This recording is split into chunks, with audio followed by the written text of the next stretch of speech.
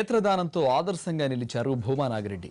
నంద్యాల ఆసుపత్రిలో ఆయన భౌతిక కాయ నుంచి కళ్ళు సేకరించారు వైద్యులు. వాటిని అవసరమైన వారికి అమరుస్తారు.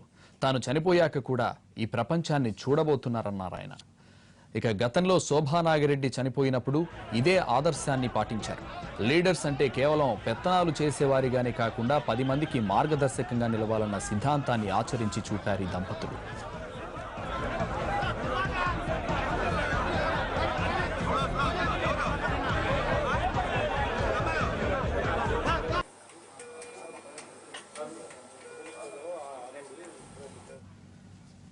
ఇక భూమా నాగిరెడ్డి భౌతిక కాయానికి నివాళులర్పించడానికి పెద్ద ఎత్తున అభిమానులు, నేతలు, కార్యకర్తలు నంద్యాలకు చేరుకుంటున్నారు. ఇక దీనికి సంబంధించిన పూర్తి సమాచారం మా ప్రతినిధి చంద్రశేఖర్ అందిస్తారు. Chandrasekhar, over to you.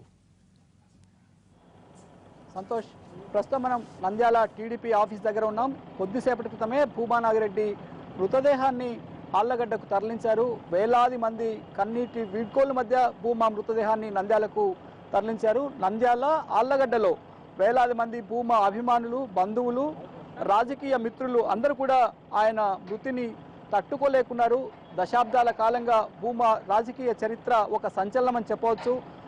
అనేకసార్లు 3 సార్లు పార్లమెంటు సభ్యునిగా, 3 సార్లు ఎమ్మెల్యేగా నంద్యాల ఆళ్లగడ్డ నియోజకవర్గాల నుంచి ఆయన గెలుపొందారు. దీంతో కర్నూలు జిల్లాలోనే భూమా నాగిరెడ్డికి ఒక ప్రత్యేకత ఉంది. 2 ఏళ్ల క్రితమే 2014 ఏప్రిల్ 24వ తేదీ శోభా నాగిరెడ్డి మృతి చెందిన తర్వాత 2 ఏళ్లలోనే భూమా నాగిరెడ్డి చనిపోవడం జిల్లా ప్రజలకు తీరని లోటుగా చెప్పవచ్చు. ఆయన కుటుంబ సభ్యులకు, తెలుగుదేశం పార్టీకి తీరని లోటని ఆ పార్టీ నేతలు చెబుతున్నారు. భూమా చనిపోయిన విషయం తెలిసిన వెంటనే ఆళ్లగడ్డ నియోజకవర్గంలో వేలాది మంది ఆయన ఇంటికి చేరుకున్నారు. మొదట ఆళ్లగడ్డలో ఉన్నప్పుడు భూమాకు తీవ్ర గుండెపోటు వచ్చింది. వెంటనే అహోబిలంలో ఉన్న అఖిలప్రియ ఇంటికి చేరుకునే లోపే భూమా నాగిరెడ్డిని ఆసుపత్రికి తరలించారు. ఆళ్లగడ్డలో ప్రాథమిక చికిత్స తర్వాత నంద్యాలలోని ఓ ప్రైవేటు ఆసుపత్రికి తరలించారు.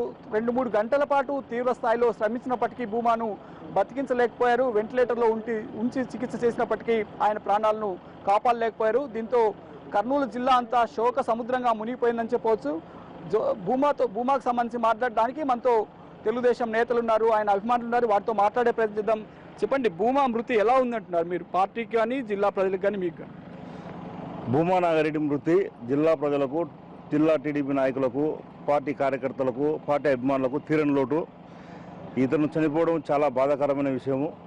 ఒక 20-15 రోజుల్లో కేబినెట్లో మంత్రివర్గంలో తీసుకునే స్థాయికి వచ్చిన భూమా నాగిరెడ్డి గారు చనిపోవడము కార్యకర్తలు జీర్ణించుకోలేకపోతున్నారు. ఈ విషయంకి ఈ సంఘటన చాలా దురదృష్టకరం. పార్టీకి తీరని లోటు ఇది. ఇటువంటి నాయకుడు మాకు కోల్పోవడం చాలా బాధాకరమైన విషయము. ఈ నా మృతి పట్ల Telugu Desam party Nandyal Allagadda GVN Prasad, LIC development officer, Nandyal. అత్యంత ప్రతిభావంతుడు, రైతు బాంధవుడు, ప్రజానాయకుడు, నిరంతరం అనేక సమస్యల పట్ల పోరాటం చేస్తూ ప్రజల్లో మమేకమై ఈ నంద్యాల పట్టణాన్ని కూడా అన్ని విధాలుగా డెవలప్ చేయడానికి అహర్నిశలు పోరాడారు ఆయన. కానీ ఆయన యొక్క మృతి నంద్యాల పట్టణ ప్రజలకే కాకుండా యావత్తు ఆంధ్రప్రదేశ్కే ఒక తీరని లోటుగా నేను తెలియజేస్తున్నాను. ఇటువంటి గొప్ప నాయకుడు, ప్రజాభిమానం కలిగినటువంటి నాయకుడు కోల్పోయినందుకు ఒక ధ్రువతారనే నెల కొరిగిందా అన్నట్టుగా ఈ నంద్యాల పట్టణ ప్రజలు భావిస్తున్నారు.